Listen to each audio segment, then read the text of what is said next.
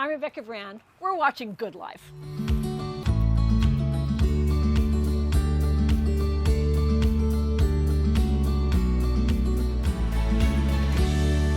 Welcome to Good Life. I'm Dean Wilson. So glad you've joined us from wherever you are. You can always find us at goodlifetelevision.org, where all the interviews are, and you can also see a lot of great power clips from some of these fantastic, amazing guests we've had. All walks of life, famous, not famous, overcomers, achievers, entrepreneurs, public servants. We've had just about everything, and they're phenomenal people. So I encourage you to go to goodlifetelevision.org. You can also find us at all the social media platforms. We see that a lot of you are from all over the world. I think 97 countries, all 50 states, and so we welcome you. We're so glad you're with us. And for those of you joining us here locally on TV Santa Barbara, you'll know my guest. I have the multi-talented powerhouse named Rebecca Brand with me. Welcome. Well, that's just way too good of an introduction. I don't know if I can live up to that one. I want to tell you a little bit about Rebecca Brand for those who are tuning in from outside of Santa Barbara. But Rebecca's graduated from UCLA and Anderson School of Management. She's a content creator. She's a brand ambassador. She's a producer. She's a painter. And her big YouTube channel is Rebecca Brand Recipes, which you need to check out. A lot of people have from all over the world. I think 40 million views or more, but anyway, we will get some recipes later. I don't know. They're endless. I've got at least 400, and anybody that needs to make anything, like for their family or their kids, it's right 400 there. recipes. Yes. Yeah. How long have you been doing that? This is about maybe going on 9 years. Wow. That I've been doing the recipes for the YouTube thing, which I never knew was going to be anything 9 years ago. It was like, why would I want to go on YouTube? There's no money in that. And I was trying to raise my kids. So what I knew how to do was cook for an army. So that's what you did. That's how I started it. Where did you come from? Where were you born, raised? I am a California girl. California. Little town is Santa Rosa, California, north of San Francisco. Okay. Came down here for college, for a UCLA undergrad, way back when. And then hung around there, worked, and was in marketing, and then went into grad after that. Right. And then I got time to raise kids. Right. And so beautiful Santa Barbara County called me. And up I came to North County, started, in Los Alamos, and kind of ranch land, very rural, and then nice. Came to Santa Barbara about 2000. Wow. So you've been there over 20 years. So what is your favorite thing to do? I mean, you do all these different things, and you have a huge presence online, and I want to get to a lot of that in a minute, but what is your favorite thing?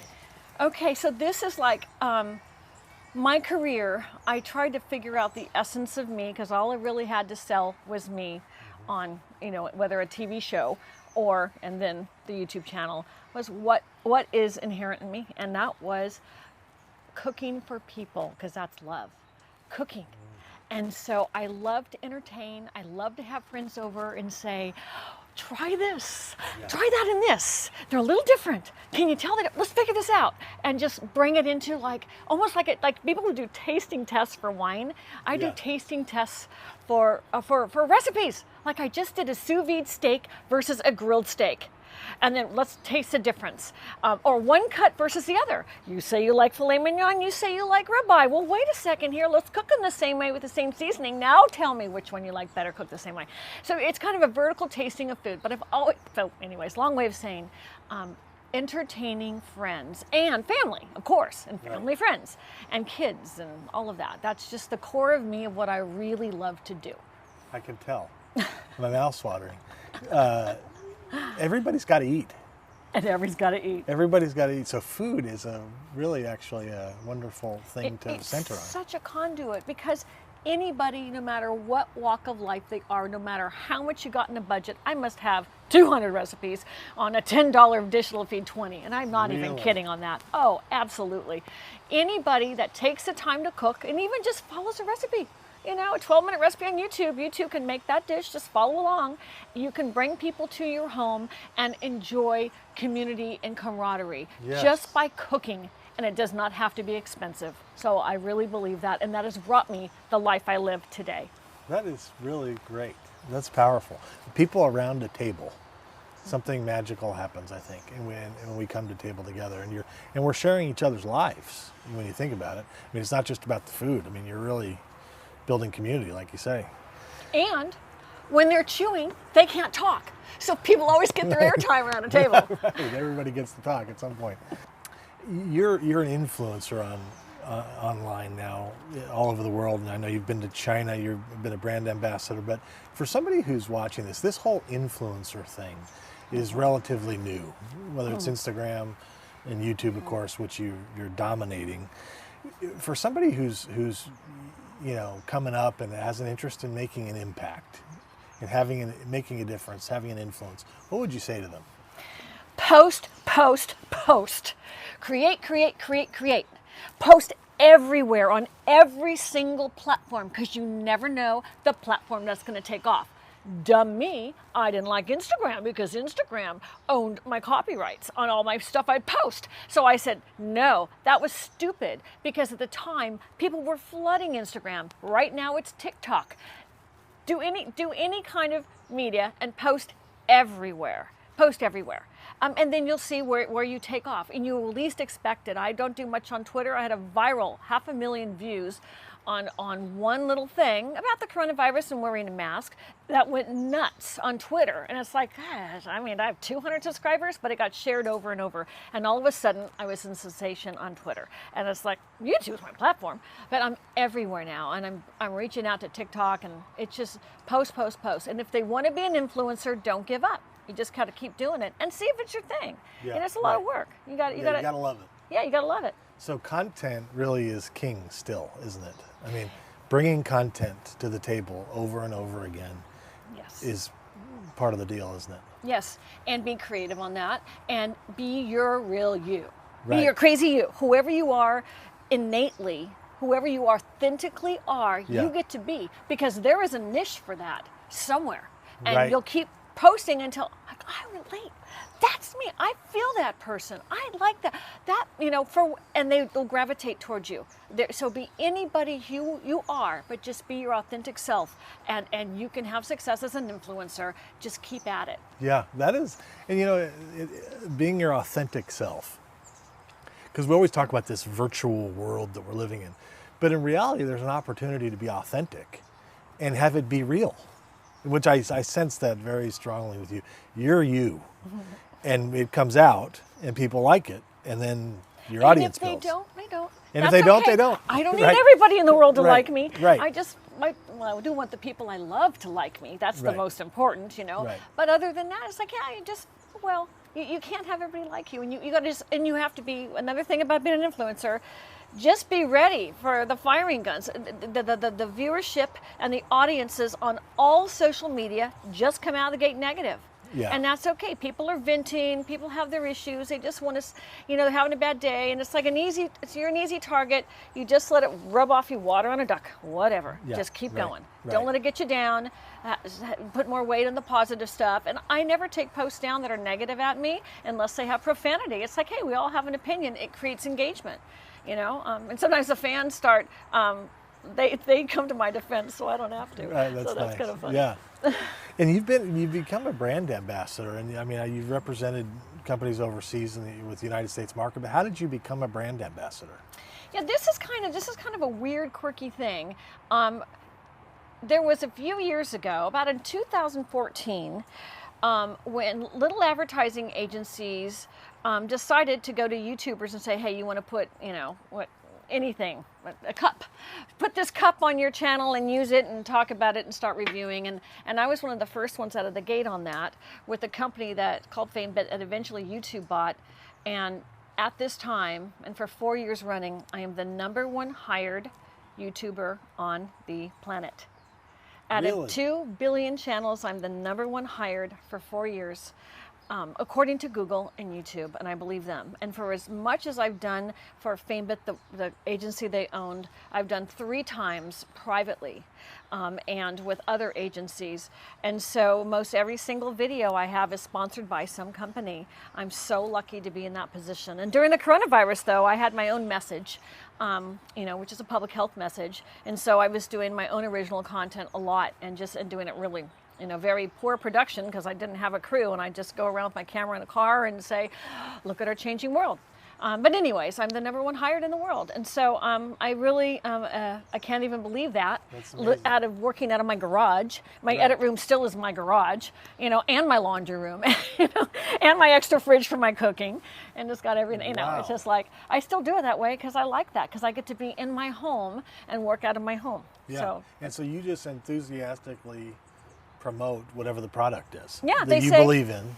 Oh, no, and so I'll tell you about that, because hey, Rebecca, how could you possibly do a review on that? Does a peach, it's plastic, it's breaks, da, da, da, da, da. And this is what I say about that. Unless I see a real problem with that, I know. People have taken the time to invent it, to research it, to check out the market, to test it, and they get to the point they're launching it. We don't know if the world will like it or not. Right. But I'm okay with that company to say, hey, these are their talking points. I'm an MBA with marketing. These are their talking points. These are their features and benefits. Yes, the thing isn't defective. It really does what it says to do, and I'm going to speak to that to whoever wants to watch this. I'm going to review this and talk about it, and you can make your own decision where you click to buy. Right. But so I feel okay about it all. It's not my place to say I don't like it. I can't use them very often. I can't use them a lot because I have a busy life. I represent all these products. Right. But and I've had a few that I've turned down. They said, there's no way I'm representing that product, and I've just returned them, return to sender. Right. But the other stuff, it's like, yeah, it's been good. Let the market decide if that's something viable in the marketplace. Right. I'm just one voice introducing it. And then you help young people. I read about this. You'll help other people do this. I mean, I read in here that if you're a young person or you're somebody who's interested in doing this, being a kind of a brand ambassador or representative, I mean, how do you do that? When I first started my production, I brought, I had crews of 5 people to 20 people, depending on, originally I started as a TV show called Rebecca Brand's Dinner Party Art Class. That's where my French Impressionist painting, and I used to teach as a way to make a living to raise my kids. And so that became camera and a TV show, and then borrowing some computers and finding somebody on Craigslist willing to work for $10 an hour, bless his heart, as he sat next to me, and we went through all the footage that Joseph Sousa in town had shot. And we had 4 episodes out of 4 Monday nights with Dinner Party Art Class showing up at my house. And the cast was all my friends. Oh, we're going to shoot camera. Who knows? Maybe we'll make a TV show out of this. Who knows? And that led to a series that aired on ABC and all kinds of stuff. ABC affiliate and other places, and led to me becoming the YouTuber because somebody said, hey, just do da-da-da-da-da. Anyways, you go down the corridor of opportunity, and one may not be, I thought that was $1 million property. It never sold. So then I veered off to the YouTube, which became the thing. So you just never know where it's going to show up. But teaching kids, so that was a teach. And so other influencers, if they work with me, they talk with me, anybody's, can come and watch a shoot. I mean, it's no big deal. So yeah, I'm available and happy to do it. And are you shooting every day? I mean, are you doing something every day? Yeah, so when I shoot, I like to do 3 products at a time, 3 videos in a day. At the beginning, I was doing 9 cooking recipes a day, changing my shirt and my jewelry for every single one. 9 was my max, and it was like, and it was like crazy. And I had like 6 editors working for me. We were launching the channel. It was, oh my gosh, Dean, it was crazy. Wow. And so now it's like 3 a week is kind of an average I like to do. So you're busy. Yeah, so so I can condense it down to that. Right now, as we're having this interview, I have my videographer shooting 2 different lighting style of products. Those cool lights that are like, lighting strips, and then a lighting lamp that has all these things. It's 2 separate products, and she's shooting it. I'll go home dressed like this, and I will talk about those products on camera, and that'll be 2 today. Wow. Talk about your painting. I was fascinated to hear about your painting and to read about it, but how did you get started? What's your interest, your love for painting? Well, one of those little artsy girls at school. Every time I did a book report, I had to do the picture of something in the book report and staple it and send it in. Just an artsy girl, macrameed, crocheted, did every type of medium in the 60s and 70s. All this stuff was coming out that you could all that stuff. So I was really always into that. And then in my late 20s, I'd been painting with acrylics. I took an oil painting class with, turns out, a protege of Picasso from France at some community college in LA. Ended up hiring her privately with a bunch of ladies I liked. We were all moms. So into my garage, I started a painting class back in 1993. And that class came to my house. And of course, I fed them lunch. So we'd paint all day, then go pick up the kids. And that carried on until I moved to Los Alamos. Then they came to the ranch. The art teacher, we'd ship her up to the ranch from Los Angeles. And I just really took off with French Impressionist painting. I've had many shows in LA. I've had shows up here. But videography is, in my head, 3D. Painting is 2D. But I love it. I'm passionate about art. Every time I go to a city, all I want to do is see their French Impressionist, exhibit. I'm super into that. So wow. it's my house. If you ever come over, there's only wall space for my paintings. I don't have anybody else's paintings but mine these days because I need to store them. You sell them. Yeah, but you know what? It's because I'm doing so much videography. I've sold all around the nation. I've taken commissions. I've sold. It's like, my time now is too precious. I've had all these dinner party art classes even up until before the pandemic, whether they were at my house or my good friend Elle Bentley's house up in Montecito. I have all the easels stored under my house. I could start it again. I love it so much, but there's only so much time, and right now videography is taking all my time. I see. But I do love it. And people can find you at RebeccaBrand.com. Yeah. And they can look you up on YouTube at Rebecca Brand Recipes. And if you want to look at my art, yeah. Fine Art America. Fine. F-I-N-E, artamerica.com. Okay. Fine Rebecca Art Brand. America.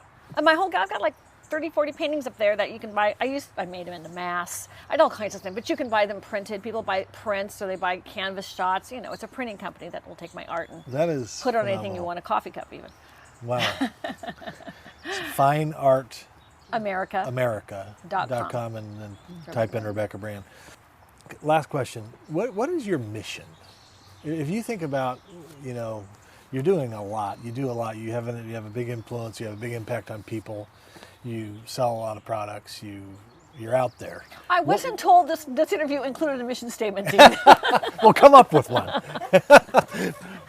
I say a mission of love and inclusion.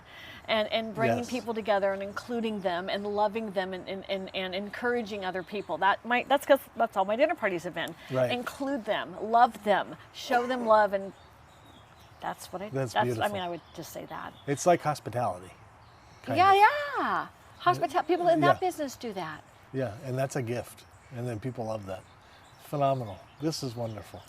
I'm so glad to meet you and talk with you, and I hope a lot of people see this and can find you, and appreciate your time. You're so kind. Thank you so much for honoring me by inviting me to your show. I can't even believe it. You're just so wonderful and giving and loving, Dean, and thank you so much. Thank you. So nice. Thank you. The great Rebecca Brand, everybody. We'll see you next time.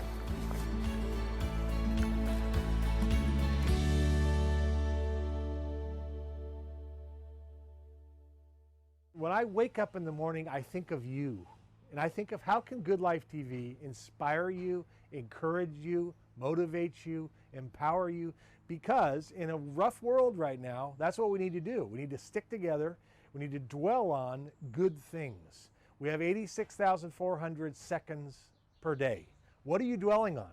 Well, at Good Life TV, we want to help you dwell on the good stuff. Go to goodlifetelevision.org right now. goodlifetelevision.org. We'll see you soon.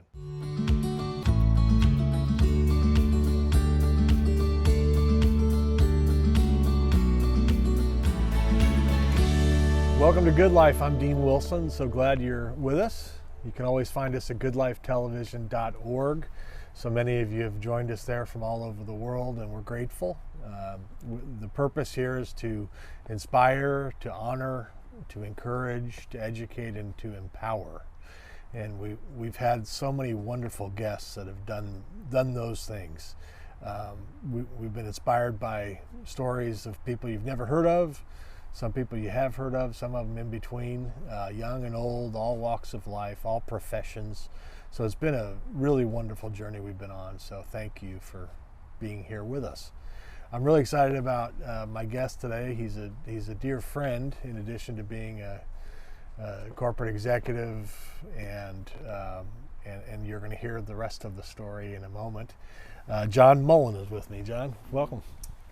Great to be here. John is Bachelor of Science from Cal Poly San Luis Obispo in Civil Engineering, and a Master's in Global Leadership from Fuller Seminary. That's kind of an interesting combination. That really summarizes you in some ways. that combination, Civil Engineering and Global Leadership from Fuller Seminary. Well, I wasn't a great civil engineer, so I moved on to the spiritual side to try that. Good. John's companies over the years have grossed over $500 million in sales, and so John was really successful in business. But that's actually not even the most interesting part of the story. But let's start with your life, though. Let's start with kind of your growing up, what it was like for you coming up, and your family of origin. Start there. Sure. So we moved down here to Santa Barbara when I was 7 years old, and my dad was an entrepreneur. He died at 92 years old, and he was still entrepreneuring at 92. And so he was an incredible inspiration in my life. And when I was growing up in Santa Barbara, because we're a beach community, all of my friends would surf, right, when I was a teen. Well, my dad had me working at his factory. So my dad manufactured furniture, so I would spend 8 hours a day, I think making $2 an hour during my summer working for my dad. Wow. But during that time, I was able to just watch him. He was incredibly gifted. He was an industrial designer. And so I just sat back and saw this incredible model in my life of someone who cared deeply about what he was doing. And so as I was growing up and getting older, I began to kind of look at, what do I want to do with my life? And I knew that I didn't want to follow exactly in his footsteps, but I knew I wanted to go to college. And it's really interesting because when I tell my kids this story, when I was in 6th grade at Monroe School in Santa Barbara, I ran for president. And I still remember who I ran against. I still remember all that happened. I didn't win. I lost. And I told my kids, I said, I lost as president, so later on I built my own companies and named myself president. So it all worked out. Right, one way or the other. Yeah. And didn't your dad, weren't you like 33 or something, and your dad came to you and said, Johnny, it's your time? Yeah, I graduated from Cal Poly University in civil engineering, came to Santa Barbara and worked as a civil engineer, and then began with a land development company because my desire was ultimately to become a real estate developer. And around when I was 32 years old, working for this land development company owned by a family, they decided to wind down the operations. And I still remember, like at that time, just, what am I going to do? And I called my dad, and at that point my dad was in Chicago. And we're on the phone, and he just said, Johnny, it's your time. And I said, well, what do you mean, Dad? He said, look, you've got this entrepreneurial blood. It's time for you to start your own company. So literally, as I was winding down from that company, I still remember I was in their offices, and this was a point where there were now computers and printers, and I'm printing out my resume, I'm printing out all these proposals. While I'm winding down in this one company, I'm starting up a new business. And so that was the beginning of JM Consulting Group, which I always said, well, it was only me, but it will ultimately grow. And it did. It grew into about 250 employees. That's incredible. And so you had the JM Consulting, and then you had the development side, where you've done a ton of residential, 500 homes, or 700 residential homes in Southern California. Yeah, so in the 90s, while I was doing real estate consulting, the wireless, the FCC began to issue licenses for wireless phones. And so if you remember in the early 90s, we started getting these cell phones. We moved into that industry, so I became a wireless telecom consultant, And that grew our business in the 90s. And then in the mid 90s, my dream was to do real estate development, and so I formed JM Development. So we had 2 companies, and then in the 2000s, we were building about 100 homes a year in the Central Coast. Yeah, the wireless phone thing kind of stuck. Yeah. Turns out. Yeah, it sure did. Let's fast forward to 2002, and talk about your journey with some of this. I don't know if I want to call it mission work, but some of this overseas work that you've done, specifically around the country of Mozambique, which I didn't know a lot about. I did read a little bit about the cyclones and the poverty and the landmines, and that 11% of girls go beyond elementary school. And it was interesting to read about this, but you ended up in Mozambique in 2002. Start there and kind of tell us what that was about, Sure. And then we can kind of go from there. Yeah, so, at that time, I was in my late 40s. I had been very successful in business, and I literally was close to retirement if I would choose to retire. And so, and I had been involved in, some mission work, like we all do, go on a 3-day trip, but I'd never really gone to a third world country. And I was invited to go to Mozambique. I didn't know a lot about Mozambique. Literally, I had to look at it on a map to find out where it was, and found out it was one of the poorest countries in the world. I agreed to go on this missions trip with my friend Douglas Bowman. And I remember, this kind of evolving revelation of Mozambique. Initially, it's like, this will be a great trip. This will be fun. I'll tag this on to what I've already done, my successful career. And I remember as I found out more and more, I found out, well, this is a country that's gone through civil war. It's a country that's had massive flooding, and a country where there was 1 million landmines that were laid in the ground. So I started getting this fear about going down to Mozambique. Right. At that point, I can't back out. And so I remember Douglas and I flew to Atlanta, and we're about to get on the plane in Atlanta. We were going with a missions organization. And I'm at the counter, to pick up my seats, and this woman goes, Mr. Mullen, I know that you had tickets in row 15A, and I had flown enough, a 747-400 to know that that's in business class, and I thought, this is a great missions organization. She goes, Mr. Mullen, I'm sorry, we've made a big mistake. You're not in 15A. You're in the middle of row 73. Now, I remember walking down that aisle all the way to the back of the plane, clutching my overnight bag like it was a life preserver. And I literally am going, where am I going? And I ended up in the back of the plane in the middle seat. And I finally get myself into that middle seat, and I've got a guy to the right of me and a guy to the left of me, and they're both going on this missions trip. And I turn to the guy at the right, and I'm looking at him. He's missing a finger on one of his hands. And I turned to him and I said, hey, I know we're going to the same place. My doctor told me if I take the malaria medication, I'll just be fine, I'll be safe. And he looks back at me and goes, I was a missionary for 6 years in East Africa. I took the medication. I still got malaria. So now I'm convinced I'm going to die. I'm going to die in this third world country that I know nothing about. I turn to my left, and there's this big oversized guy that's spilling over into my seat. And I remember when the plane was ready to go, there was a seat available. I could see that was a window seat. I thought, gosh, I want that seat. And so I turned to him and I say, hey, I can give you a little bit more room, and I'm going to go get that seat. And he turns to me and he puts his arm around and he goes, no way, I want to get to know you. And so I'm going, Really? I'm stuck 17 hours between these two. I'm sandwiched between these two guys. And so, we flew down to Cape Town, and then from Cape Town to Johannesburg, and then we flew into Mozambique. And I remember, I just thought, I'm going to my death. I'm not going to survive in this country. And so we get there, we arrive in Maputo, Mozambique, which is the capital, and we're going to a place in Sempeto where this conference center is, but where they have a children's center.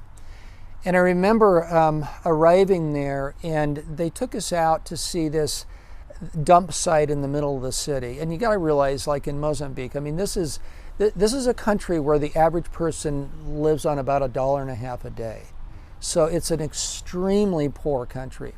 And they take us out to this dump site, and at this dump site, people, I mean, it's not a dump site like we're used to. This is a dump site where people live in the dump. They literally live there. And so they live in cardboard houses. The trash trucks come in. They're climbing all over the trash trucks trying to get food. And this is how these people live. And I remember there was a phrase that they would use, that this ministry would use, and it was "stop for the one." And what they said was, look, we're going to stop for that one person that's in front of us, the one person that's broken, the one person that's an amputee. That's the person we're going to focus on. And it just really, really stuck with me. So we were there for 10 days just watching this ministry, and it was changing my heart. I mean, I literally was realizing, like, I've never experienced this before in my life, and it was just amazing.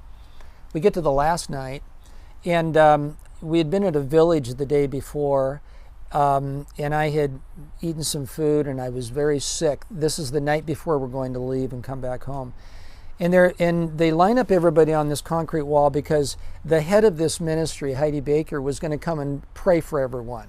And I thought, yeah, I need prayer, and I'd like her to pray for me. So I'm waiting, and she never gets to me. But 3 13-year-old Mozambican boys, they come and they lay a prayer cloth on me. And they lay hands on me, and as they begin to pray over me, I just start weeping, and I can't stop weeping. And I realize, like, God has brought me halfway around the world. And I've been a Christian for 20 years, but he brought me halfway around the world that I might meet Jesus. And I met Jesus right there because I realized, as wealthy as I was coming from the United States, I was poor. And he was calling me to be a person who was poor in spirit. So that was my first encounter with Mozambique. Wow. That's amazing. Let's go to 2015, and then I want to get back to that in terms of what happened to you. But so 2015, you end up reconnecting with Douglas Bowman. You're taking a walk on the beach in Santa Barbara, and kind of take us from there in terms of what happened and how we get to this story, which, by the way, I will mention now, John, they've written a great book that I was reading last night called Florencia. We're going to talk about Florencia in a second, but I commend it to you. It's a really great book. But take us 2015 and how we got to Florencia. Douglas and I were on the trip in 2002 in Mozambique, and then we both come back, and our lives kind of, move away from one another. He goes to New Zealand as a pastor. I continue in business in the early 2000s, kind of go back to what I was doing, and he went back to what he was doing beforehand. And in 2015, we reconnect. He comes back to Santa Barbara, and I haven't seen him for quite some time. And we begin to just take these walks. And as we're walking, we are reminiscing about what happened in Mozambique and realizing, like, this was a pivotal moment in both of our lives. So we think, well, let's write a book. Let's write a book about our experience in Mozambique. And really, from sort of a Westerner perspective, it was really, let's write a selfie book. Let's write a book about ourselves, because we think all these people are going to be interested in who we are. And my so, road to humility. Well, yeah, I know, my road. My 5 secrets to success. Yeah, exactly. Humble. And so we began to write this book. We wrote 13 chapters of this book, and we're starting. We're in chapter 13. We're starting to really look into Mozambique and look into these floods and look into the depth of the poverty. And one of the things we come upon is that these landmines were in Mozambique. And so these are landmines that had been put in the ground because there was a civil war that was going on. So they're putting them in the ground regarding the opposing army, right? But they're left there, and they're left there for years. And so now And a landmine's not discriminating. It doesn't know who's above the ground. And so now they're sitting in the waterways, they're sitting in the pathways, and civilians are stepping on these landmines. And it's just devastating what's going on in this country. So as we're doing our research, we find this article in National Geographic. It's an article on the demining efforts in Mozambique that are taking place. And in those demining efforts, they're talking about women going into demining, helping to demine the country, and going from $1.50 a day to $10 a day. And we thought, gosh, this is great. Well, the last paragraph of that article, as if it's an afterthought, they tell us about this 17-year-old girl, Florencia. They show us a picture of her, and they tell us her story. And in her story, we learn that she was out collecting firewood. She lived in a village, Macachula, in Mozambique. She's out collecting firewood, and it's just a regular day, and she's reaching to get a piece of firewood, and she steps on a landmine, and it blows off her leg. And it's just there's this massive gnarled flesh. She's lying there, and all her mother sees from her hut is this smoke rising, off in the distance. And they run, and they find Florencia. She's lying on the ground, and she's half dead. And this paragraph is telling us about her story as a kind of an afterthought, And Douglas and I read that, and we thought, how can we write a selfie book and not tell her story? How can we not find her? Like, we need to locate this woman. We need to bring her help, And so that began this journey in finding Florencia. And it's amazing she survived. Didn't they have to drive 4 hours to the hospital? They had to take her 4 hours because in Macachula, like even when we went back down there, you're driving off the road into the sand, going to the bush country, and you realize, it's not like America. They're not heading over to CVS to pick up their medication. They're not heading over to Cottage Hospital to receive care. They have to be taken, somewhere 2 to 4 hours away. And again, she's dying in the back of a pickup truck while this is all taking place. When she stepped on the landmine, her leg was blown off. She had cashews in her pocket. The cashews fell on the ground, and we'll get back to that at the end. Yeah. So keep that in mind. Cashews falling on the ground. Now, you read the article, let's do something, let's find her. You rally a group of students from the local high school who want to help, want to go on the trip, and take us from there. Yeah, so what really happens is we take the article and we look at it and we go, first of all, who wrote the article? Well, we find out that the woman who wrote the article was Claudia Sangel. She was an adjunct professor at Cal Poly San Luis Obispo. And we're like, we can't believe this for National Geographic. So we contact her, we write her an email, and she writes back. And all we say is, hey, we're two guys here in Santa Barbara. We learned about Florencia. You did an article on her, which means you went down there. We'd like to help her. We'd like to help her in some way, in some manner. And she writes back and she says, hey, if you want to help her, here's the contact in Mozambique. His name's Adorito Ismael.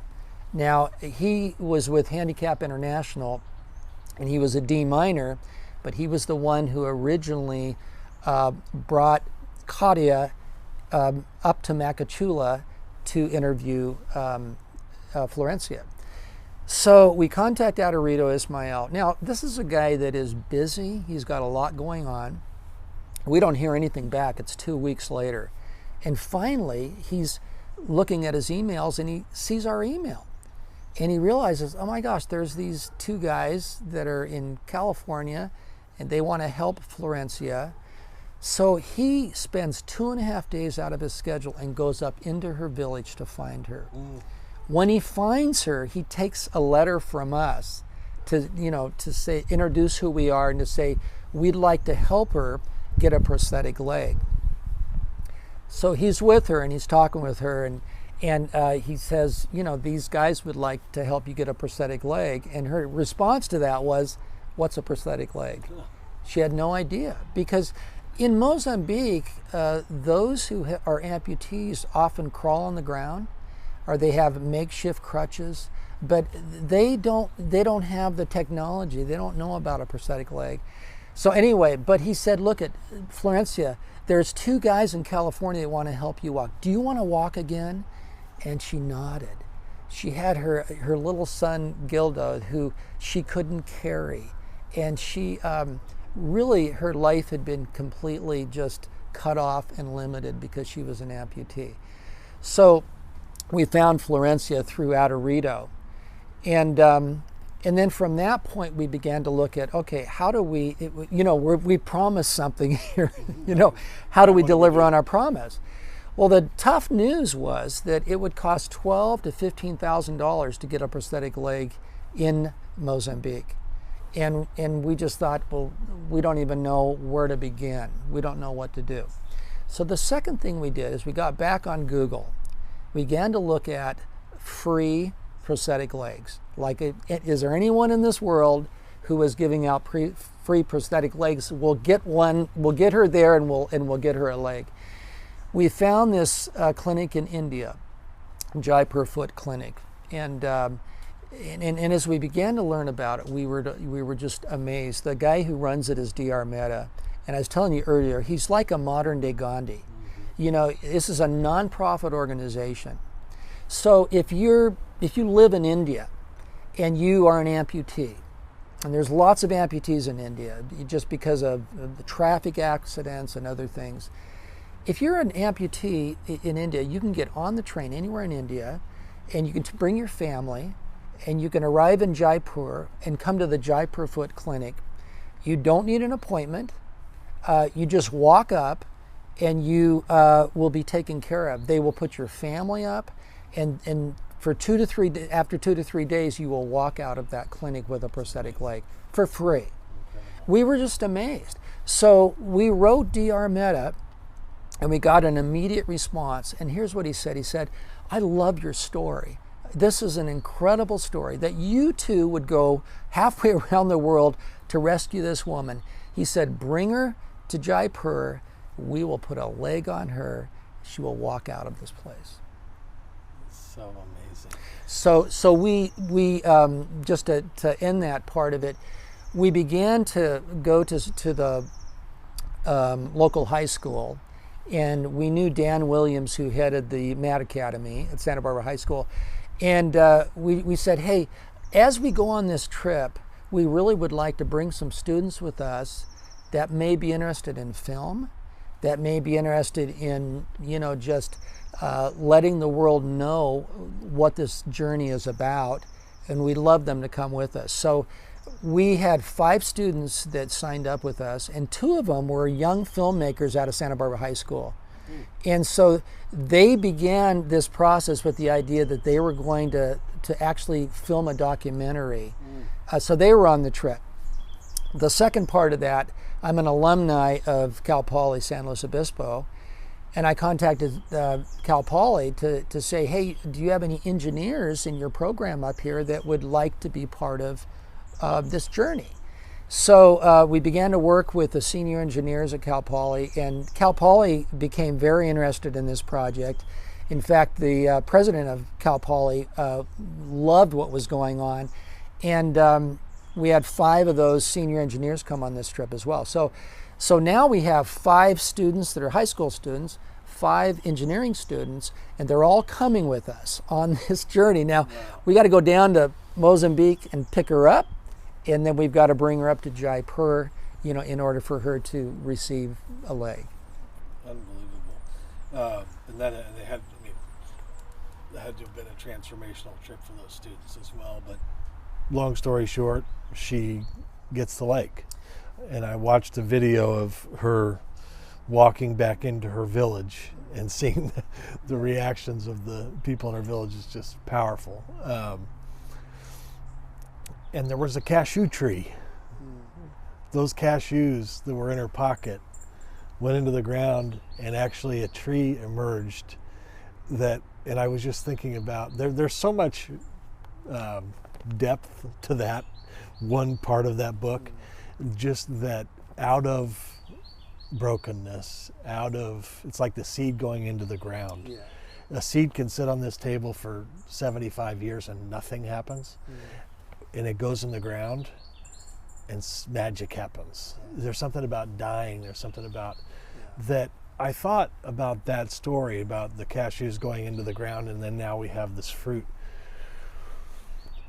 I mean, it's amazing what happened to you, and that's one of the things that I think is I mean, it was inspiring to me that here's a guy who has made it up the ladder,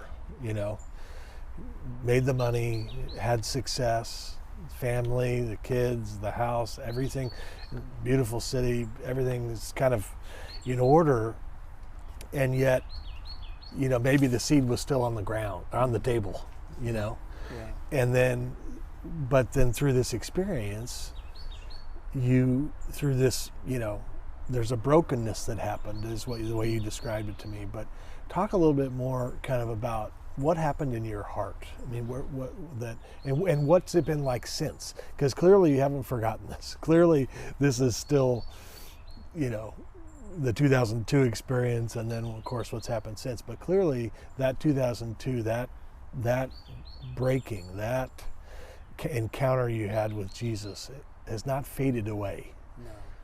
And you can't forget it, but talk about it a little bit. Well, let me begin with the cashew, and that is that at that moment in time when she went to collect the firewood, she had these cashews. Now, if you look just on Google and you look up cashew trees in Mozambique, there's cashew trees all over the country. I mean, and they sell them, and as you're driving on the roads, they have them hanging from bags. But she had a couple cashews in her pocket, and it drops out. It goes into the ground.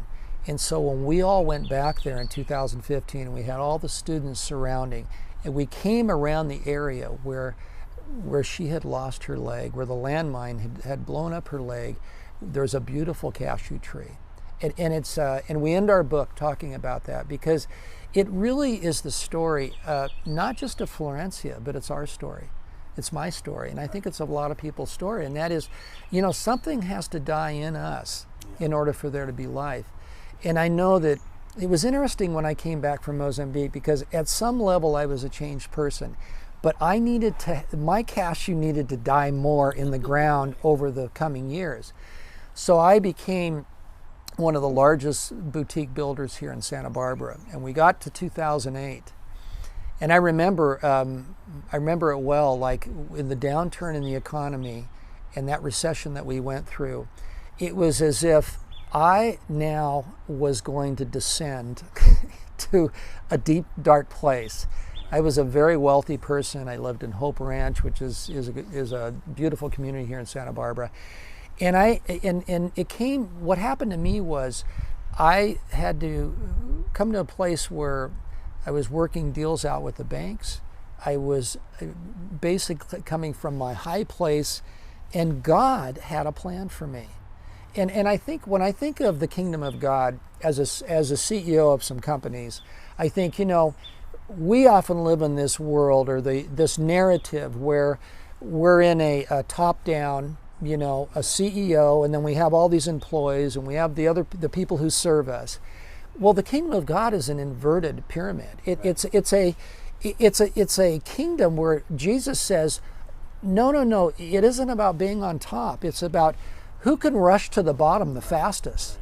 And yet we don't realize that in this American culture. And so I literally was forced into that place where I'm selling things, I'm selling assets. I had, rentals. All of this was sold in 2008, 2009, 2010. Can I say something? Yes. Right Yeah. Because I was talking to somebody who knows you. I've never told you this, and he was describing that period. He said, John Mullen is an honorable man. He walked into those banks and did the right thing. He was just talking about how you handled. The 2008 was a bloodbath for everybody. In terms of this industry, but he said he just mentioned that to me one time. He's like, he did the honorable. He did the right thing. He did not leave, just cut and run. He was, which I thought, anyway, I just wanted to tell you that. Well, I appreciate that. But going through it at the time, it was very, very difficult because we're raising our kids. We're living here in Santa Barbara. And Santa Barbara, like a lot of wealthy communities, is an uppity community. It's like, what car are you driving? What like the clothes on your back. Do you shop at Nordstrom's? All of this, right? And it's like, I'm in this free fall. And it's like, well, who am I going to become? And I think during that time, I believe one of the questions that I was asking God is, God, who do you want to be for me right now? Like, who do you want to be for me? And I felt like he said, I want to be that. I want to be your Savior like I was in Mozambique in 2002. Wow. I want you to walk with me in the brokenness of your life. And as I began to walk in that brokenness, I realized I'm a wealthy man. Yeah. Like, I'm the wealthiest guy on the planet. I'm wealthy. I'm just wealthy in the things that God has given me in His kingdom and the resources in my life with my family, but just knowing Jesus at a deep level. And I feel like, so many of my friends that have been wealthy, and nothing against wealth, they have not descended through those dark places of being the cashew that goes into the ground. Right. And I think God wants to take us there because He wants us to meet Jesus. Yes. Yeah, it can be so hard when you have money and power. The scripture says it, but the reason is because you're insulated, protected, you have insurance on your insurance, and so to become a broken person is a really tricky thing. Unless barring something like what happened to you. And I will say that John has done some amazing things in the community, and one of them is called Believer's Edge, where for 11 years he taught 400 lessons on life and leadership to men, transforming lots of men in the community. So I wanted to mention that as well. That's been a wonderful fruit of all this. But last thing, we only have a couple minutes, but identity. I always think about identity. And I think what we've just described sounds a little bit like, I always talk about the fake ID. The fake IDs we all carry around. Right. The fake ID that says that I'm the businessman. I think you can even idolize your family. Or have your ID being in, I'm the dad of these perfect children, which we're all broken up pretty quickly. Sure. But the fake IDs, it's kind of like, trading those in for the real one, the son, the beloved. Talk a little bit about that and kind of what happened for you.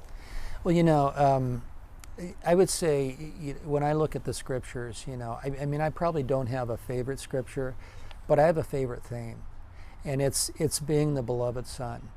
And I think how for in the New Testament, how to the Jew, they're watching this person Jesus, right? And he starts talking to his father and using the word Abba, like daddy. Now this is a radical term, because they felt so distant from their Father in heaven. And I think of that one scene where John the Baptist is baptizing Jesus, right? And Jesus comes out of the water, and the heavens open, and the Father says, "This is my beloved Son in whom I'm well pleased." And what I love about that image is that Jesus hadn't accomplished anything. He didn't have any degrees, didn't have a successful business, didn't have 250 employees. He was just a son. And the Father said, I am pleased in you. And I think of that story and think that I have received that from my Father in heaven, that like my identity is not in my business. It's not in the things that I do. It's who I am. So my Father has said, look, You're my beloved son. I'm pleased in you. So I came to a place in my life where I realized he can't love me any more than he loves me right now. Like, I'm a beloved son, and we all are. You're beloved sons and daughters of our Father in heaven. And when I think of my life that way, I think, I, of all men, am wealthy beyond anything I could ever imagine. So there's nothing in this world that can reach that level of my Father saying, you're my beloved son in whom I'm well pleased. John has a TED Talk. Can people access that? Yes. How do they find it? It's a TEDx talk at Oaks Christian. Right. It's a TEDx talk at Oaks Christian where John tells this story of Florencia, and then she comes on stage, and I'm getting chills just talking about it. It's magical. So watch it. We'll put the link up. And again, before we go, I wanted to mention. So Florencia, the book is called Florencia: An Accidental Story. Douglas Bowman and John D. Mullen. I think you'll love it. We're going to have some of these at the Turner Foundation as well. So if you need to get a hold of us, we'd love to get you a copy. But it's Florencia, and it's a beautiful, beautiful book. Thank you. Well, thank you. This is it's been a pleasure. What a wonderful story. What a wonderful journey you've been on. And if I could just thank you for the Turner Foundation, because some years ago I met you, and brought my children down to the village apartments, and just was able to minister alongside you. It's just been amazing to see what your foundation has done in this city. Oh, thank you. Yeah, I remember that. Somebody asked me the other day, how did you meet John Mullen? I said, I think he just walked in the door. Yeah, I did. Maybe God sent him, I don't know. But he was like he just walked in. And I remember learning from you so much. And it was powerful for me then and now. So thank you for the impact you've had in my life. You've really impacted my life a lot. Great, so, thank you.